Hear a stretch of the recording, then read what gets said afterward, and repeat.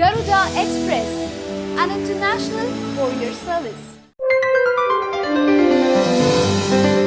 ప్రస్తుత సమాజంలో ఎవరికైనా హైప్ రావాలంటే ఫలానా సెలబ్రిటీ కొడుకునని కూతురునని కొందరు మీడియాకెక్కడం, కోర్టుల్లో కేసులు వేయడం చూస్తూనే ఉంటాం. తమిళనాడు మాజీ ముఖ్యమంత్రి జయలలిత కొడుకునంటూ కృష్ణమూర్తి అనే ఓ వ్యక్తి తాజాగా కోర్టుకెక్కాడు. తాను జయలలిత, శోభన్ బాబులకు పుట్టిన రహస్య పుత్రుణ్ణని, తనను జయలలిత వారసుడిగా ప్రకటించి పోయిస్ గార్డెన్తో పాటు ఆమె ఆస్తులని తన పేరిట తర్జుమా చేసేలా ఆదేశాలు జారీ చేయాలని ఈ కృష్ణమూర్తి మద్రాస్ హైకోర్టుని ఆశ్రయించాడు. తన తల్లి జయలలితను శశికళే హత్య చేయించిందని కూడా అతను ఆరోపించాడు. అతనికి ఓ సోషల్ యాక్టివిస్ట్ కూడా మద్దతుగా నిలిచాడు. అయితే ఈ కేసును విచారించిన కోర్టు కృష్ణమూర్తి పిటిషన్ను కొట్టిపారేయటమే కాదు, అతన్ని తీవ్రంగా హెచ్చరించింది. నిన్ను జైలుకి పంపిస్తాం, పోలీసులు వెంటనే అతన్ని అదుపులోకి తీసుకోండి అని జడ్జి తీవ్ర స్వరంతో హెచ్చరించారు.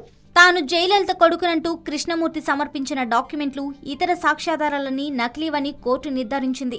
ఇలా తప్పుడు కేసులతో కోర్టు విలువైన సమయాన్ని వృధా చేసే వాళ్లను తేలిగ్గా వదలకూడదని, జైలుకు పంపాల్సిందే అని జడ్జి వ్యాఖ్యానించారు. తాను జయలలితతో కలిసి ఉన్న ఫోటో అంటూ కృష్ణమూర్తి సమర్పించిన ఆధారాన్ని చూసిన జడ్జి తీవ్ర ఆగ్రహం వ్యక్తం చేశారు.